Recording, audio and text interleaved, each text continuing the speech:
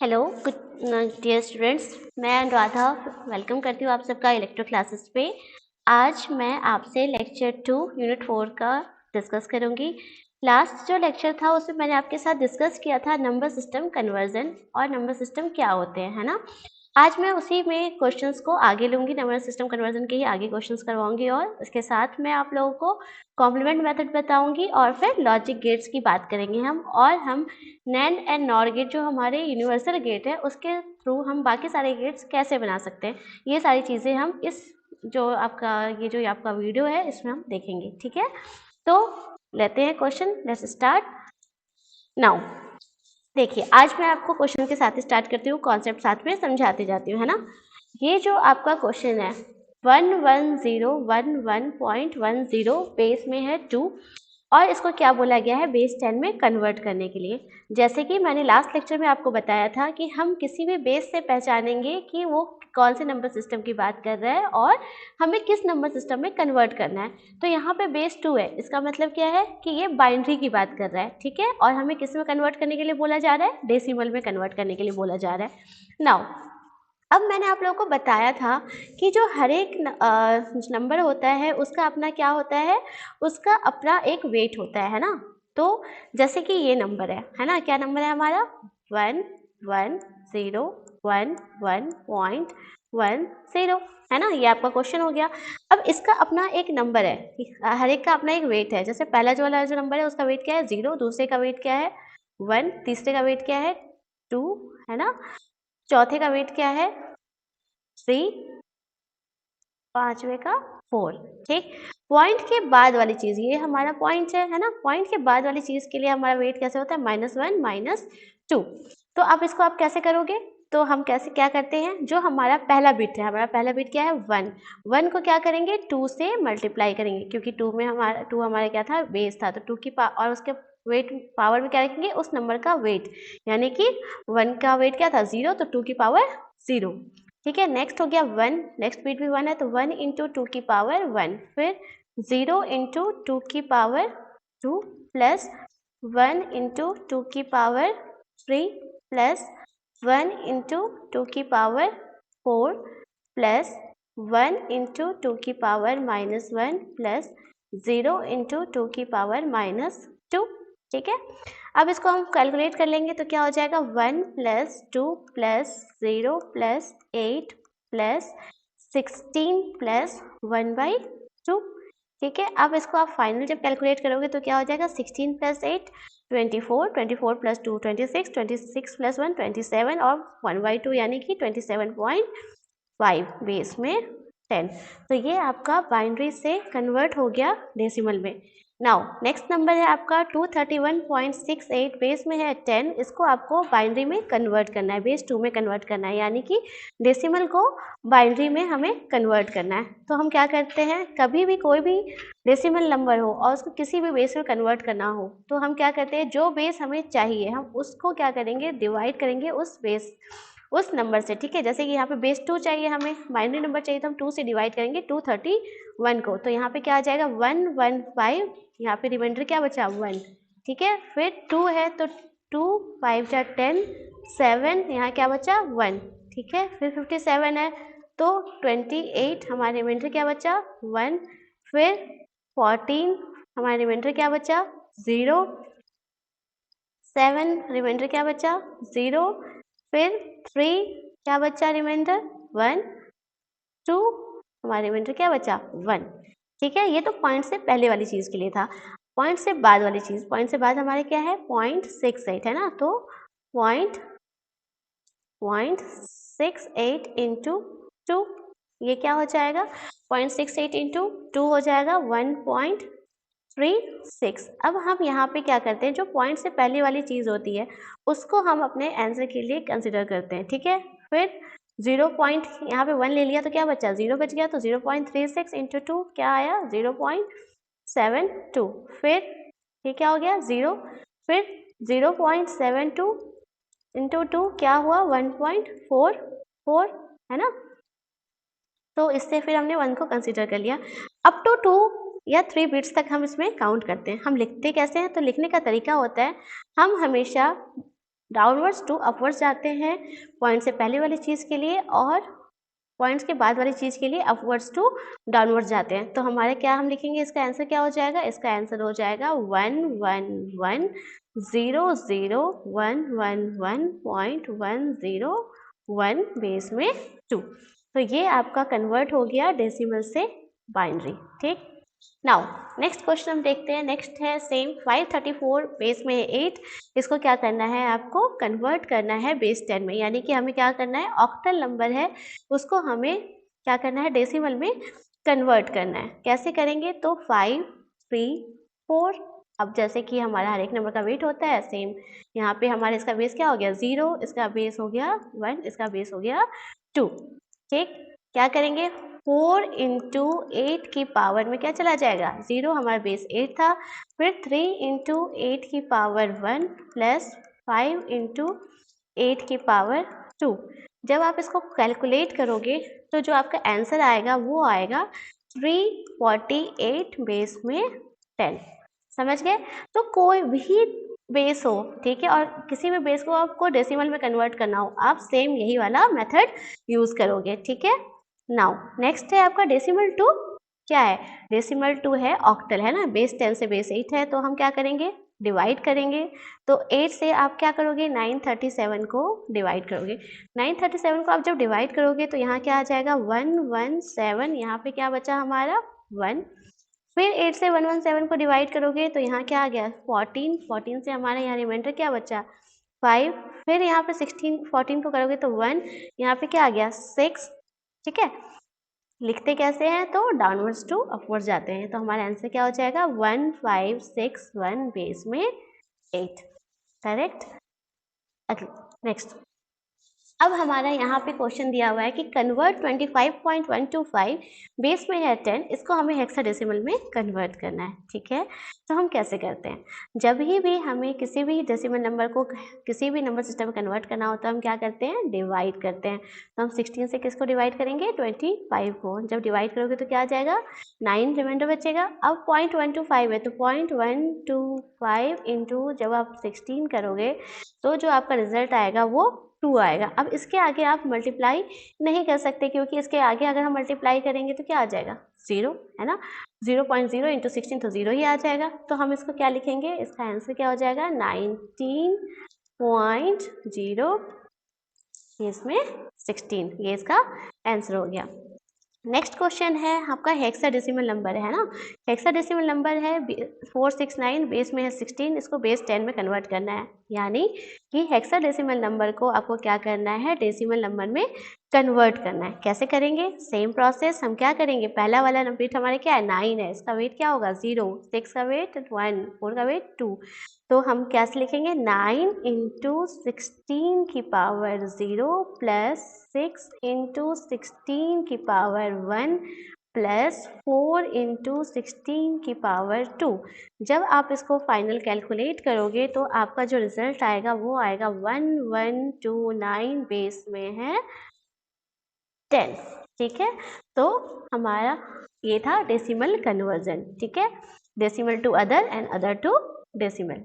ठीक है, now next question देखिए। नेक्स्ट क्वेश्चन आपका क्या है, 62.7 है, बेस में है 8। ठीक है, और आपका क्या बोला गया है, बेस 16 में कन्वर्ट करने।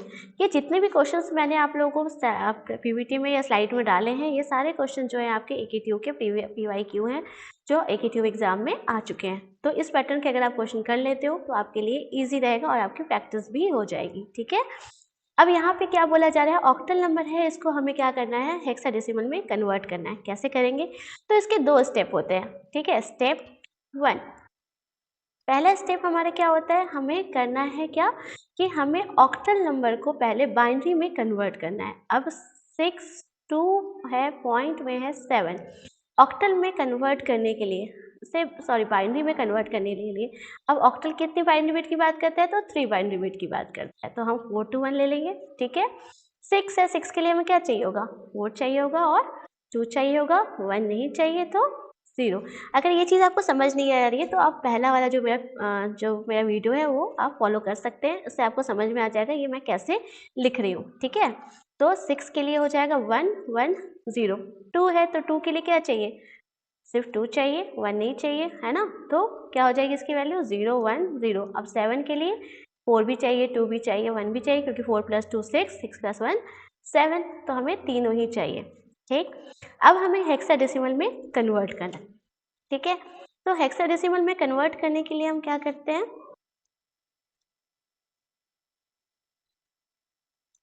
हेक्साडेसिमल में कन्वर्ट हम कैसे करते हैं, तो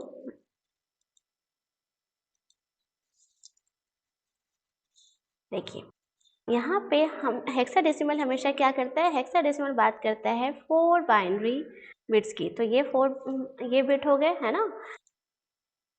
ओके, अब हमारा यहाँ नेक्स्ट क्या है, नेक्स्ट है 1 1, ठीक है।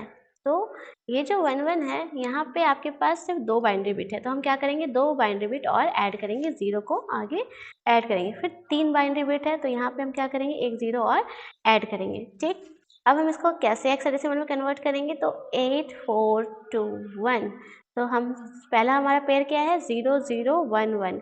ये हमारा फर्स्ट पेयर है, ये सेकंड पेयर है, ये थर्ड पेयर है। तो 0 0 1 1, तो 1 कहाँ आ रहा है, 2 पे आ रहा है और 1 पे आ रहा है, तो 2 + 1 क्या हो गया, 3, ठीक है। फिर 0 0 1 0, 1 कहाँ आ रहा है, 2 पे आ रहा है, तो 2 1 1 1 0। तो 8 + 4 14, 14 + 2 8 + 4 12, 12 + 2 14, 14 हम हेक्साडेसिमल में क्या लिखते हैं, 14 के लिए हम लिखते हैं ई, है ना। तो हमारा आंसर क्या हो जाएगा, 32 पॉइंट, ई बेस में है 16, ठीक। सेम क्वेश्चन है आपका कि आपको 1FD7 बेस में 16 इसको बेस 8 में कन्वर्ट करना है, जस्ट अपोजिट, यानी कि हमें क्या करना है, हेक्साडेसिमल नंबर को ऑक्टल में कन्वर्ट करना है। कैसे करेंगे, हमें नंबर क्या है, 1FD7, है ना। अब हेक्साडेसिमल है, यानी कि ये क्या करेगा, 4 बाइनरी बिट की बात करेगा। 8 4 2 1, 1 चाहिए तो 1 पे 1, बाकी तीनों नहीं चाहिए तो तीनों पे 0। पहले हम बाइनरी में इसको कन्वर्ट करेंगे, तो क्या आ जाएगा, 1 का 0 0 1। एफ की वैल्यू कितनी होती है, 15 होती है। 15 के लिए क्या चाहिए होगा, हमें 8 भी चाहिए, 4 भी चाहिए, 2 भी चाहिए और 1 भी चाहिए। तो क्या हो गया, 1 1 1 1, ठीक है। अब डी है, तो डी के लिए हमें क्या चाहिए, 14 चाहिए, और डी की वैल्यू क्या थी, सॉरी 13, तो 13 के लिए हमें 8 4 12, 12 + 1 13, यानी कि 1 1 0 1। अब 7 है, 7 के लिए क्या चाहिए होगा, हमें 4 2 और 1, 8 नहीं चाहिए, सो 0 1 1 1, ठीक है। अब मैं इसको थोड़ा सा रब कर देती हूँ, जिससे आपके लिए इजी हो जाए।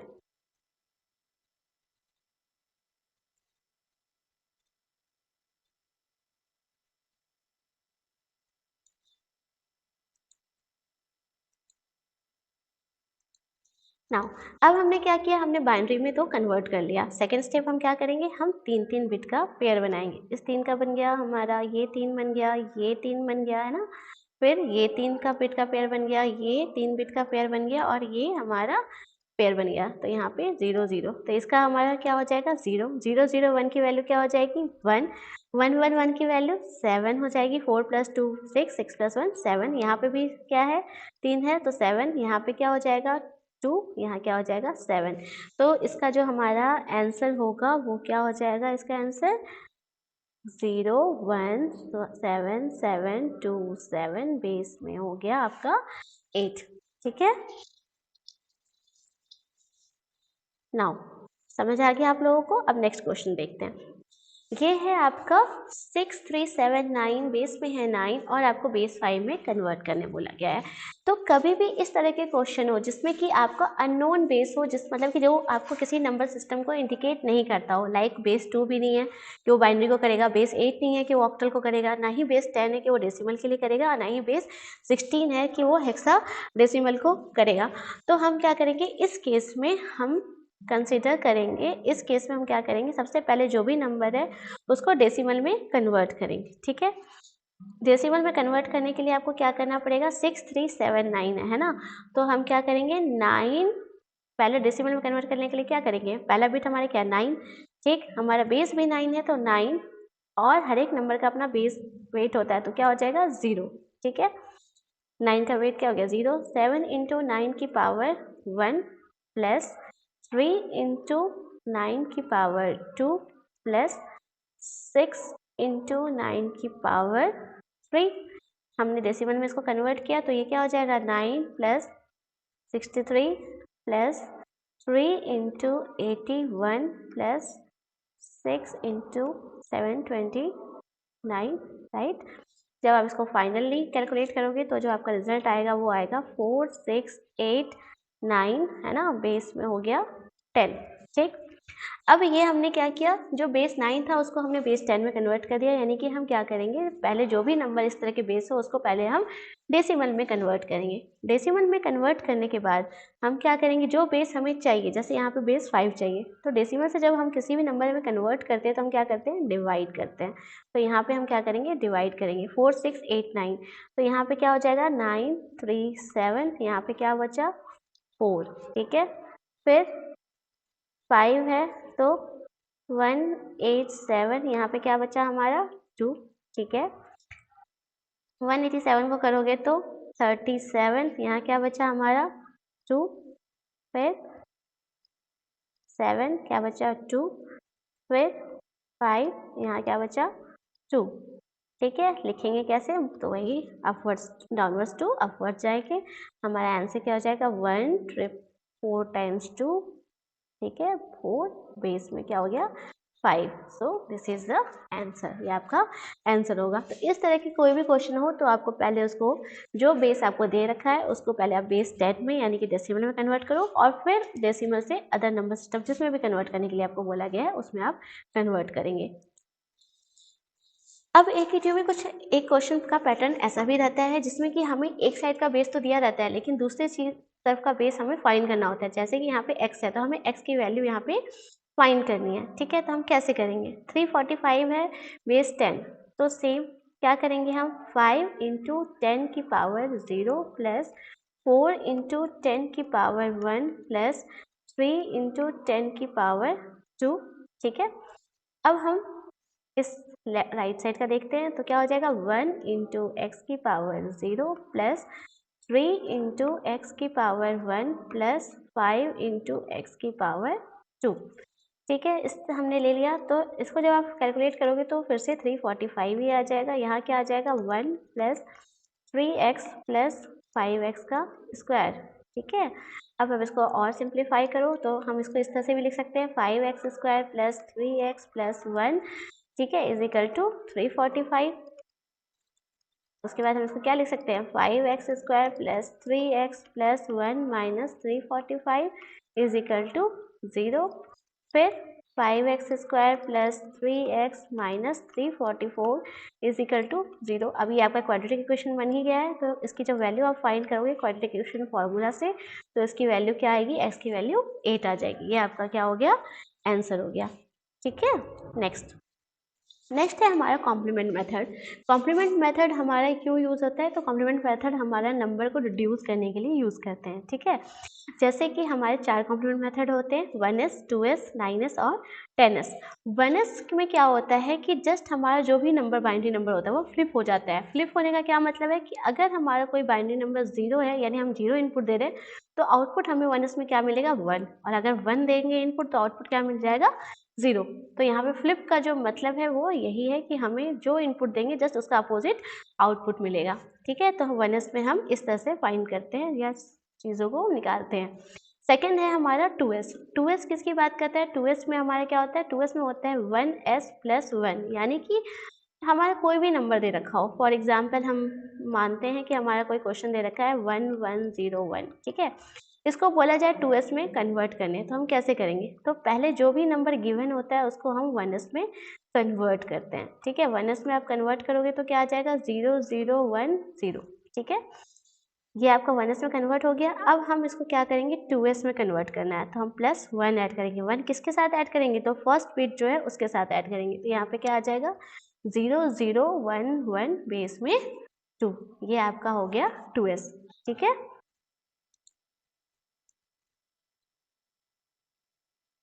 नेक्स्ट है हमारा 9s, है ना। तो 9s के लिए हम देखते हैं कि हम 9s की कैसे फाइंड करते हैं 9s को।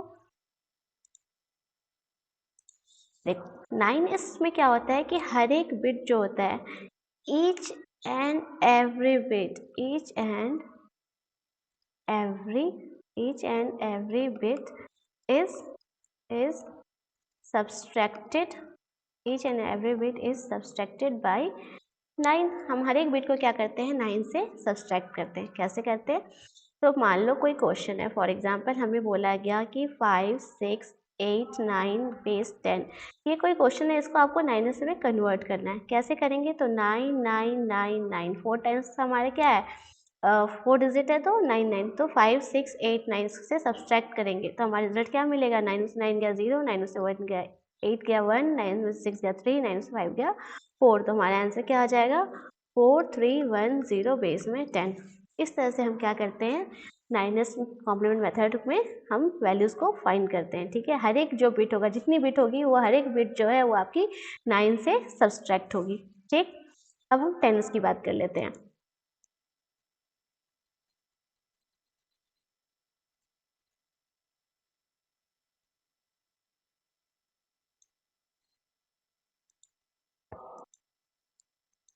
टेनस, टेनस में बेसिकली क्या होता है, टेनस में होता है 9s प्लस 1, मतलब जो भी हमारी 9s की वैल्यू आएगी उसमें हम 1 को ऐड कर देंगे। एक क्वेश्चन देख लेते हैं इससे। फॉर एग्जांपल हमारे पास कोई नंबर है 6534, इसको हमें बोला जाए 10s में कन्वर्ट करने, कैसे करेंगे, तो सबसे पहले हम इस नंबर को 9s में कन्वर्ट करेंगे। तो 9s में कन्वर्ट करने के लिए हमने क्या किया, हर एक बिट को 9 से सब्सट्रैक्ट कर दिया। ठीक है, हर एक बिट को हमने 9s से सब्सट्रैक्ट कर दिया 9 से, तो ये आपका क्या आ गया 9s आ गया। अब हमें 10s बनाना है, तो हम क्या करेंगे, 10s के लिए 1 को ऐड करेंगे। ठीक है, तो ये हो गया हमारा 10s, 3 4 6 6 बेस में 10। तो इस तरह से हम फाइंड करते हैं 10s की वैल्यू। ठीक है, अब जैसे कि ये क्वेश्चन आया हुआ है एग्जाम में, आपके AQ सेमेस्टर एग्जाम में, इसमें क्या बोला गया है, find 1s and 2s complement of 1 1 0 1 0 0 1। तो हम पहले हमें क्या करना है, 1s और 2s फाइंड करना है, तो हम पहले 1s करते हैं, 1 1 0 1 0 0 1। ठीक है, 1s करोगे तो क्या करना है हमें, 1s के लिए जस्ट फ्लिप हो जाएगा नंबर, है ना, तो 1 का क्या हो जाएगा 0, 1 का 0, 0 का 1, 1 का 0, 0 का 1, 0 का 1, 1 का 0, ये हो गया आपका 1s।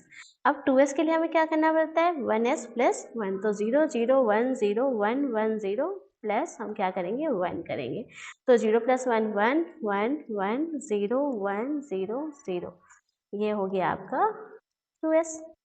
ठीक है, तो ये हो गया आपका 1s का आंसर और ये हो गया आपका 2s के लिए आंसर। ठीक है, सेम उसी तरह ये क्वेश्चन भी आपके एग्जाम में आया हुआ क्वेश्चन है कि 1 0 1 0 1 0 1, इस क्वेश्चन को आपको क्या करना है 1s और 2s में कन्वर्ट करना है ना। तो 1 का क्या हो जाएगा 0, 0 का 1, 1 का 0, 0 का 1, 1 का 0, 0 का 1, 1 का 0, ये हो गया आपका 1s।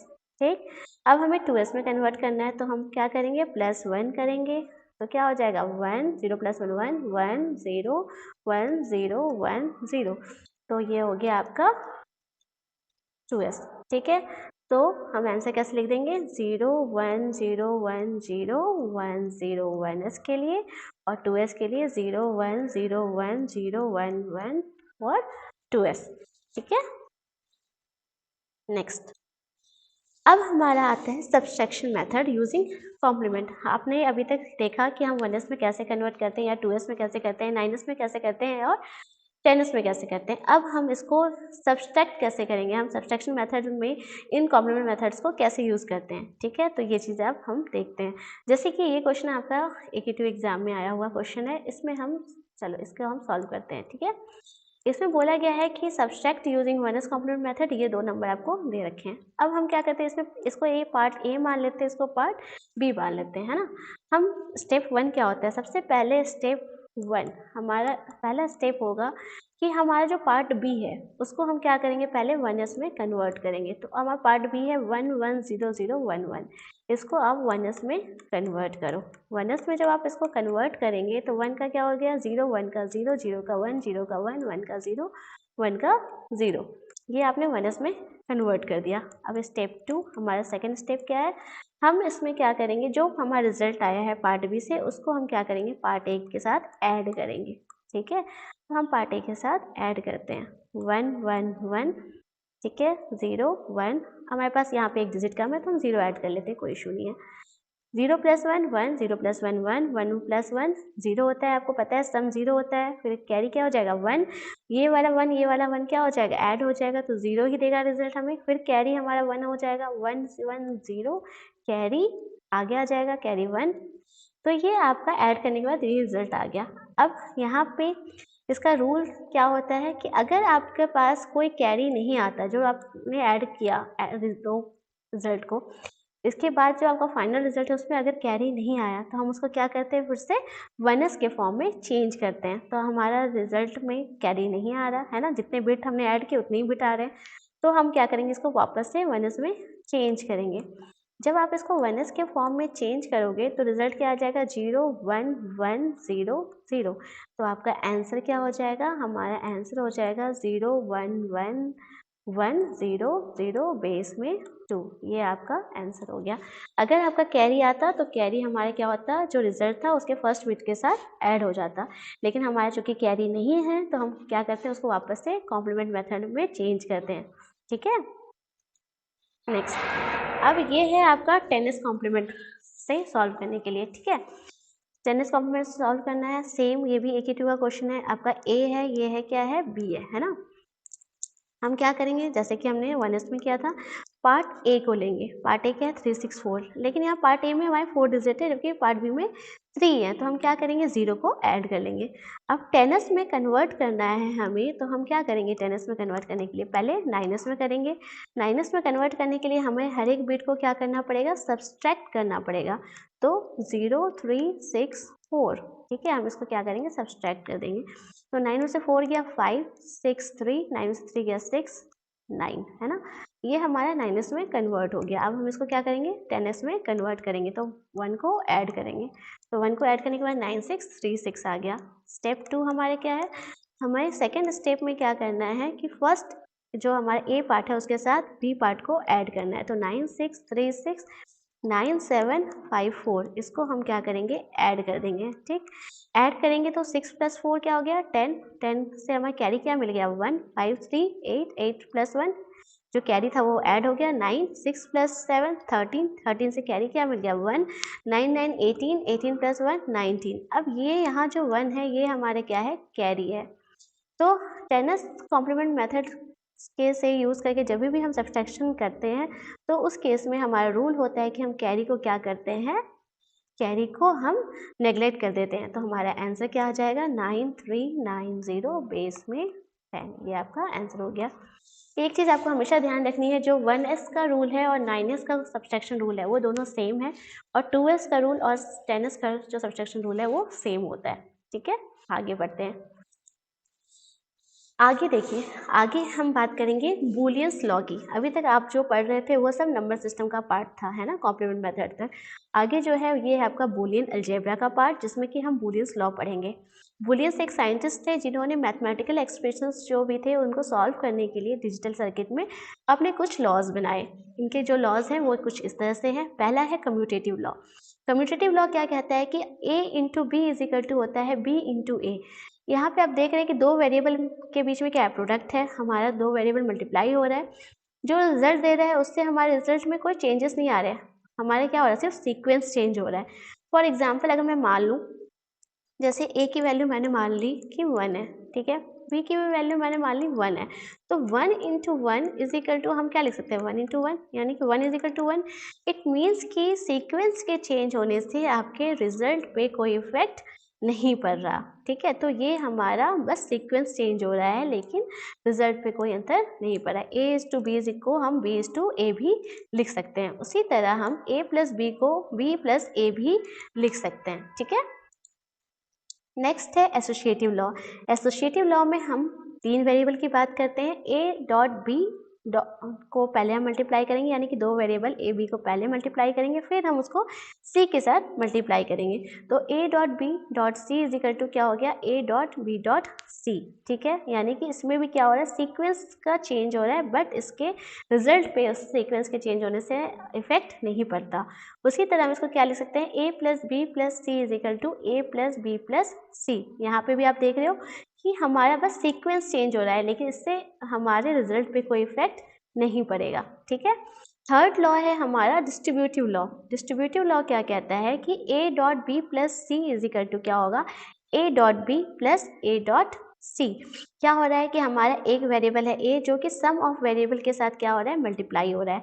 तब जब ये सम ऑफ वेरिएबल के साथ मल्टीप्लाई होगा तो ये हर एक वेरिएबल के साथ क्या होगा, पहले प्रोडक्ट बनाएगा, यानी कि A dot B plus A dot C. चौथा लॉ है हमारा एंड लॉ। एंड लॉ क्या कहता है कि अगर हमारा कोई वेरिएबल है वो 0 के साथ मल्टीप्लाई होगा, 0 के साथ कभी भी कुछ भी मल्टीप्लाई होता है तो रिजल्ट क्या देता है, 0 ही देता है। तो यहाँ पे भी क्या हो जाएगा, रिजल्ट 0।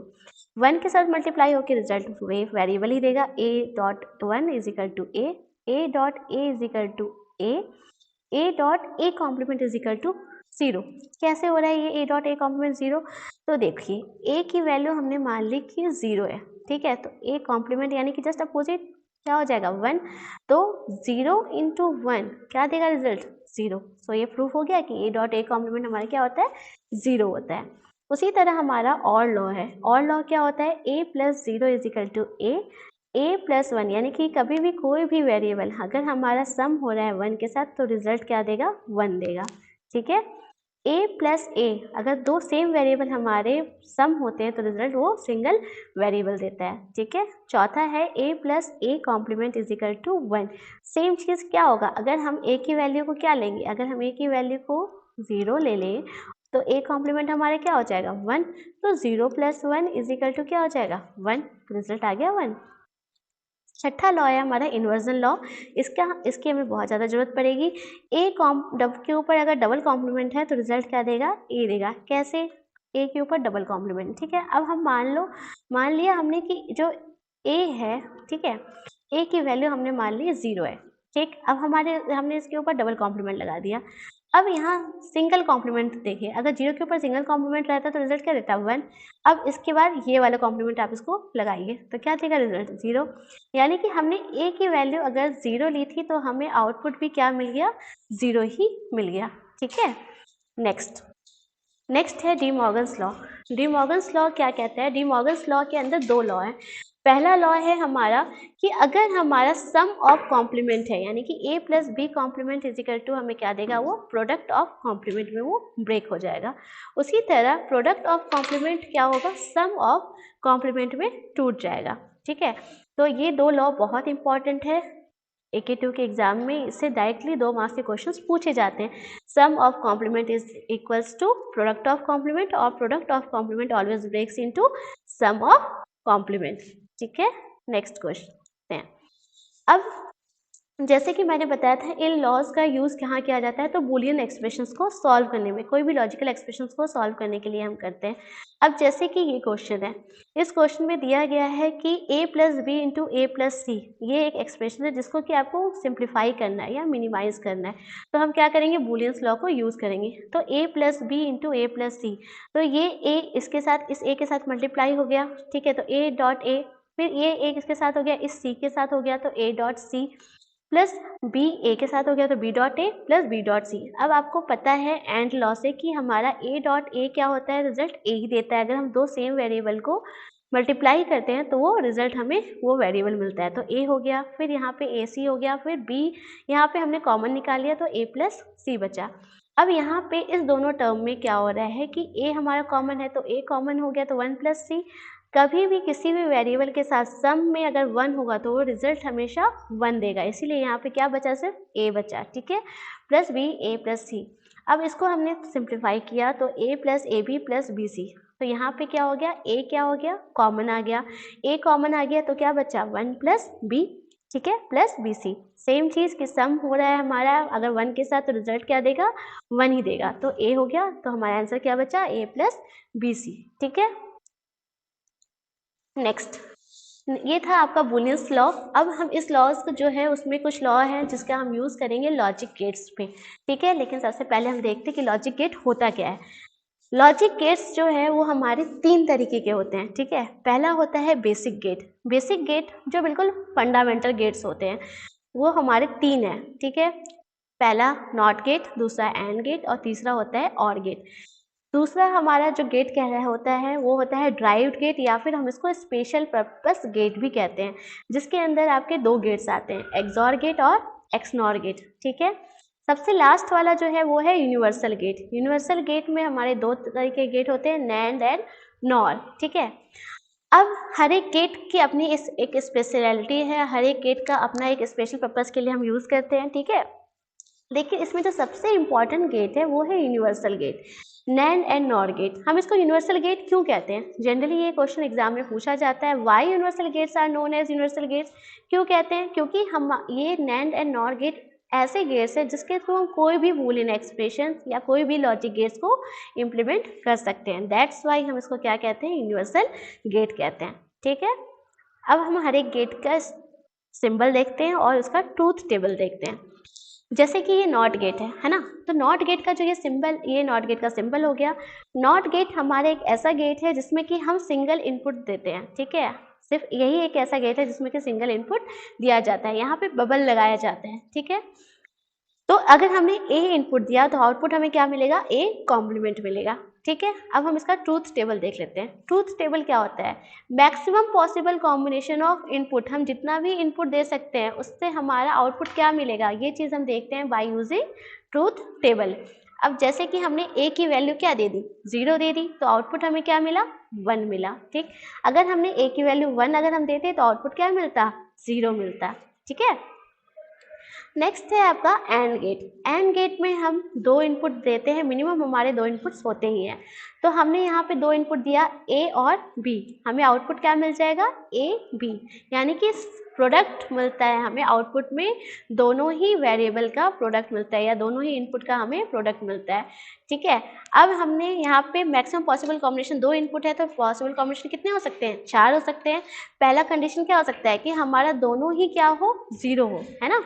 दोनों ही हमारा 0 हो तो आउटपुट क्या मिलेगा? A dot B, 0 into 0 0, 0 into 1 0, 1 into 0 0, 1 into 1 1, ठीक है। उसी तरह हमारा नेक्स्ट गेट है और गेट। और गेट में भी हम मिनिमम जो इनपुट देते हैं वो 2 देते हैं, ठीक है, ए और बी। आउटपुट हमें क्या मिल जाता है? तो इस केस में हमें आउटपुट मिल जाता है y is equal to A plus B, ठीक है।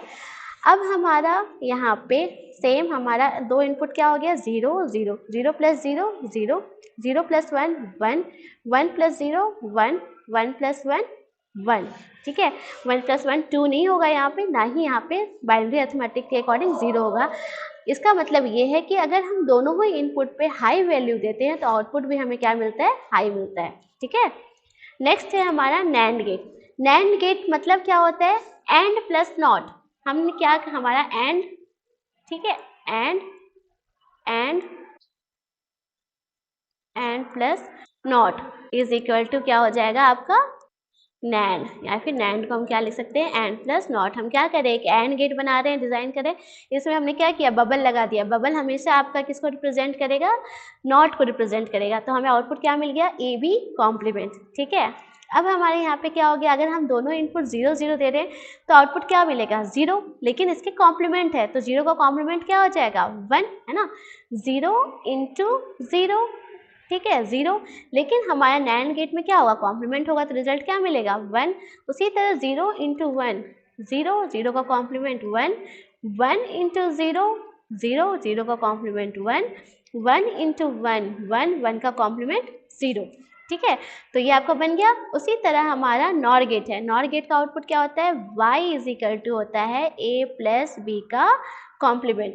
अब अगर हम यहाँ पे प्लस करें तो 0 प्लस 0 0, 0 का कॉम्प्लीमेंट 1, 0 प्लस 1 क्या मिलेगा हमें? 0 प्लस 1 यहाँ पे हमें मिल जाएगा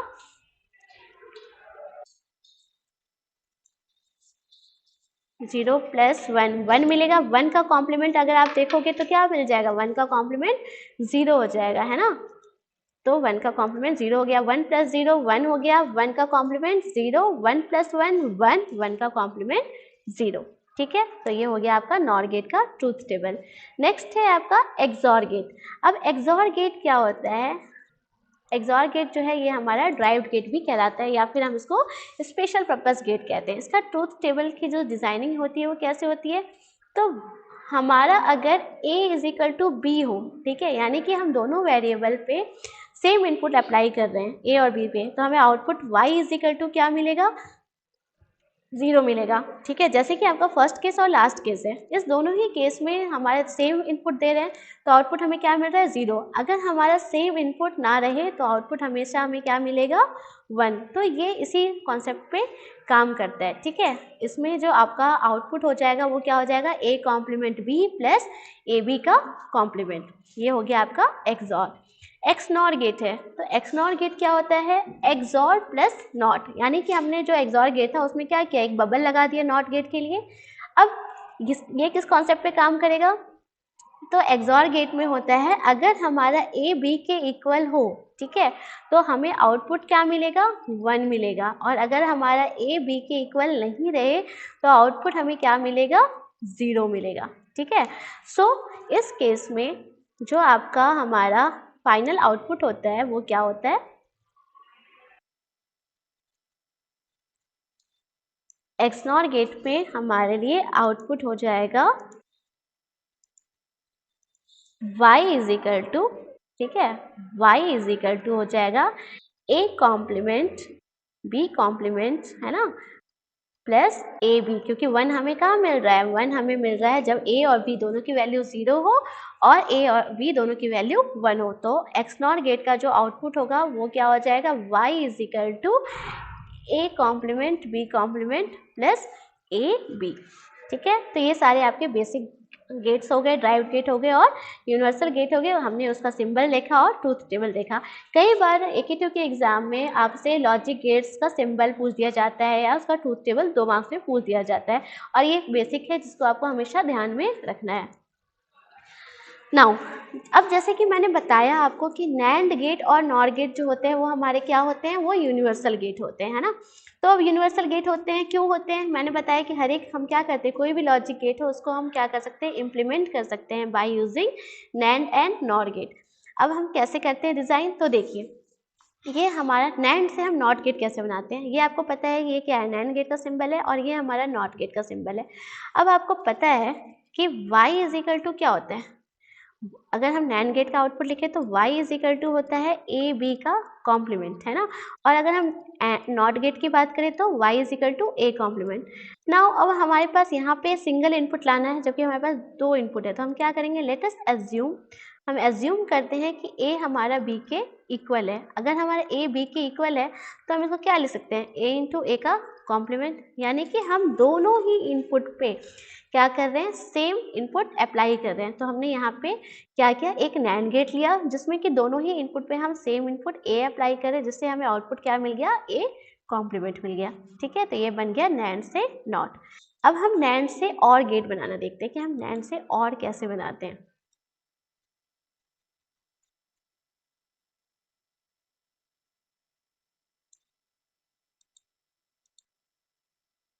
देखो क्या होता है हमारा, आपको पता है हमारा जो y है, ठीक है, नेक्स्ट स्लाइड में दिखाती हूँ। जो आपको पता है कि y जो है आउटपुट, आउट गेट का आउटपुट क्या होता है? a प्लस बी होता है। ठीक, हम यहाँ पे क्या करते हैं? इन्वर्जन रूल अप्लाई करते हैं। अप्लाई इन्वर्जन, क्योंकि हमें क्या करना है? नैंड से बनाना है। नैंड के लिए हमें क्या चाहिए? डॉट चाहिए, तो अप्लाई इन्वर्जन रूल। तो y इज इक्वल टू आप क्या लिख सकते हो? a प्लस बी के ऊपर डबल कॉम्प्लीमेंट लिख सकते हैं।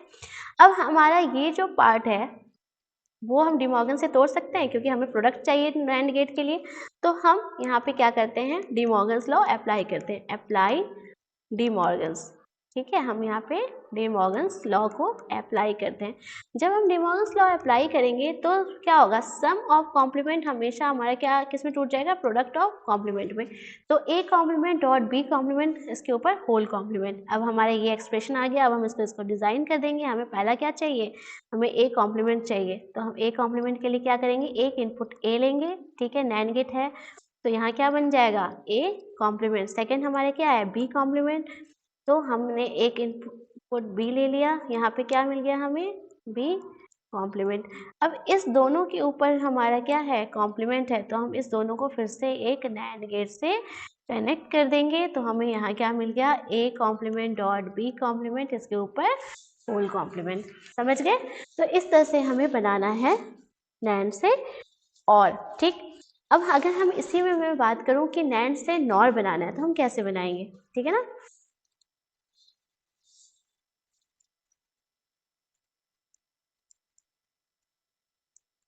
NAND gate nor,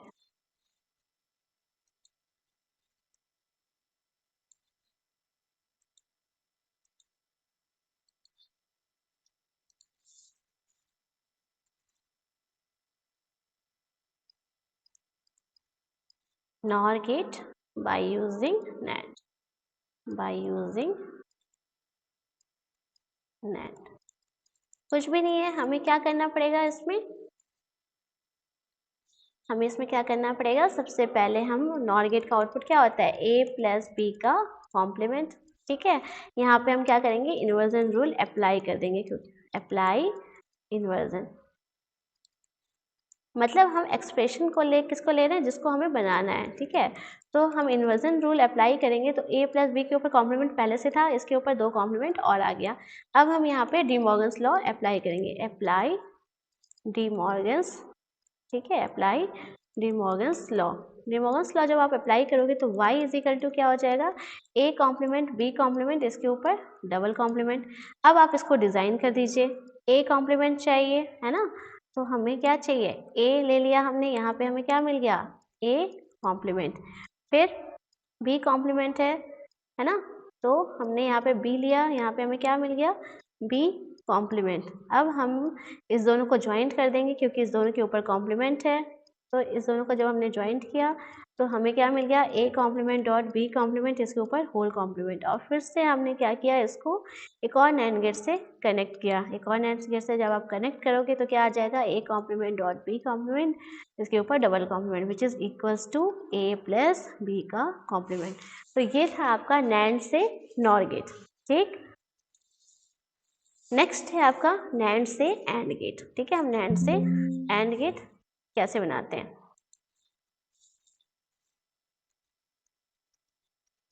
and gate, ठीक है, bye using NAND, by using NAND. हम क्या करेंगे, एंड गेट बनाना है हमें नैंड गेट से, तो हम एक नैंड गेट बनाएंगे, ठीक है। ए बी, यहाँ हमें क्या मिल गया, ए डॉट बी का कॉम्प्लीमेंट। अब हमें एंड चाहिए, हम एक और एंड गेट कनेक्ट करेंगे, यहाँ हमें क्या मिल गया, ए डॉट बी के ऊपर double complement, which is equals to A dot B. कैसे आया, तो एंड गेट का आउटपुट आपका क्या होता है, ए बी होता है। अप्लाई करोगे inversion rule, apply inversion, apply inversion law. जब आप इन्वर्जन लॉ अप्लाई करोगे तो y इज इक्वल टू क्या हो जाएगा, ए डॉट बी का कॉम्प्लीमेंट। अब इतना तो आपको पता ही है कि नैंड गेट से बनेगा, इसके ऊपर एक और कॉम्प्लीमेंट था, तो मैंने एक और नैंड गेट से क्या किया, कनेक्ट कर दिया, ठीक है। नेक्स्ट है एक्सॉर गेट, ठीक है, XOR gate by using NAND. अब आपको पता है कि एक्सॉर गेट का जो आउटपुट होता है वो क्या होता है, A complement B plus A B का कॉम्प्लीमेंट होता है ना। अब हम इसमें क्या करेंगे, सेम इन्वर्जन रूल अप्लाई करेंगे, apply inversion law. Inversion law जब आप इसमें अप्लाई करोगे तो y इज इक्वल टू क्या हो जाएगा, A complement B plus A B complement, इसके ऊपर डबल कॉम्प्लीमेंट, राइट। अब आपका हम इसको थोड़ा सा सिंप्लीफाई करने के लिए इसको x मान लीजिए और इसको z मान लीजिए। तो हम इसको कैसे लिख सकते हैं? हम इसको लिख सकते हैं y is equal to x plus Z का डबल कॉम्प्लीमेंट।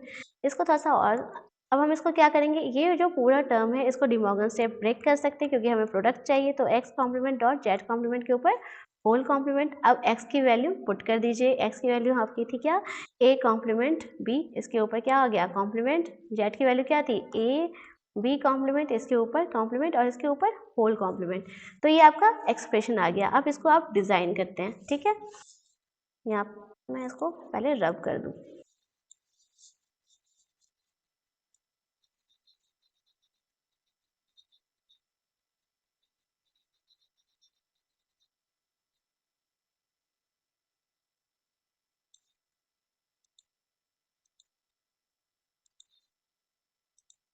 नाउ अब हम इस एक्सप्रेशन को डिज़ाइन करते हैं, ठीक है। a कॉम्प्लीमेंट b चाहिए, तो हम क्या करेंगे, पहले एक नैंड गेट बनाएंगे, ठीक, जिसका कि एक इनपुट हमने क्या लिया? a लिया। तो यहाँ पे हमें आउटपुट क्या मिल गया? a कॉम्प्लीमेंट मिल गया। दूसरा इनपुट हमारे क्या है? b है। फिर से हमने एक इनपुट तो a कॉम्प्लीमेंट जा रहा है, दूसरा इनपुट क्या जा रहा है? b।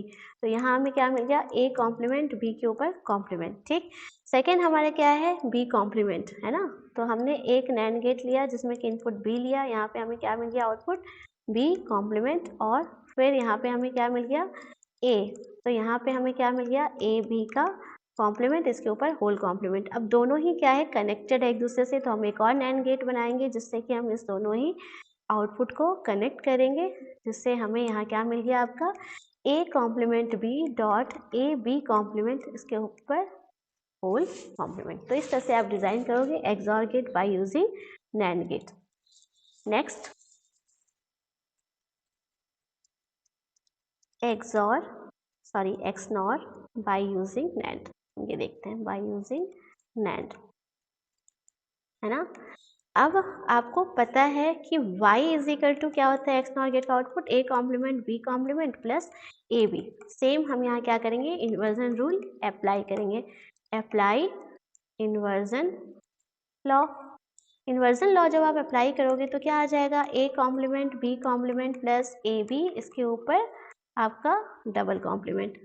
सेम यहाँ पे हम इसको x मान लेंगे, इसको z मान लेंगे। तो हम इसको क्या लिख सकते हैं? x प्लस जेड के ऊपर डबल कॉम्प्लीमेंट। तो y इज इक्वल टू क्या हो जाएगा? x complement dot Z complement, इसके ऊपर होल कॉम्प्लीमेंट, ठीक। अब हम इसको थोड़ा सा और सिंप्लीफाई, x की वैल्यू पुट कर देते हैं। x की वैल्यू मेरी क्या थी? a कॉम्प्लीमेंट b कॉम्प्लीमेंट, इसके ऊपर whole complement dot A B का कॉम्प्लीमेंट, है ना, और इस सबके ऊपर whole complement, right.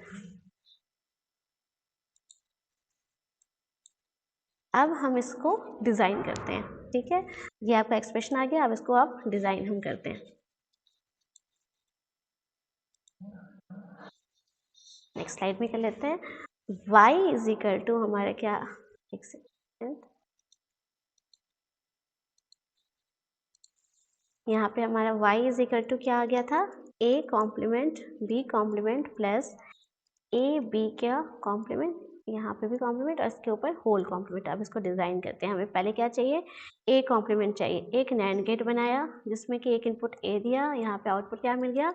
A complement मिल गया। फिर दूसरा क्या चाहिए? बी कॉम्प्लीमेंट चाहिए, तो बी ले लिया, यहाँ पे आउटपुट क्या मिल गया? B complement. अब इस दोनों को कनेक्ट करेंगे क्योंकि इस दोनों के प्रोडक्ट पे कॉम्प्लीमेंट है, तो इसको कनेक्ट कर दिया हमने। कनेक्ट किया तो यहाँ क्या रिजल्ट आ गया? A complement dot B complement, इसके ऊपर होल कॉम्प्लीमेंट। नेक्स्ट हमारा क्या था? दूसरा वाला जो टर्म था ए बी कॉम्प्लीमेंट था, तो हमने एक सिंपल एक नैंड गेट लिया जिसमें कि एक इनपुट ए दिया, दूसरा इनपुट बी दिया। यहाँ क्या मिल गया? ए बी का कॉम्प्लीमेंट। और अब चूंकि इस दोनों टर्म के ऊपर ही होल कॉम्प्लीमेंट है, तो इस दोनों को एक नैंड गेट से हम क्या करेंगे? कनेक्ट कर देंगे, जिससे कि हमें आउटपुट क्या मिल गया? ए कॉम्प्लीमेंट बी कॉम्प्लीमेंट के ऊपर complement dot A B complement और इसके ऊपर होल कॉम्प्लीमेंट। तो ये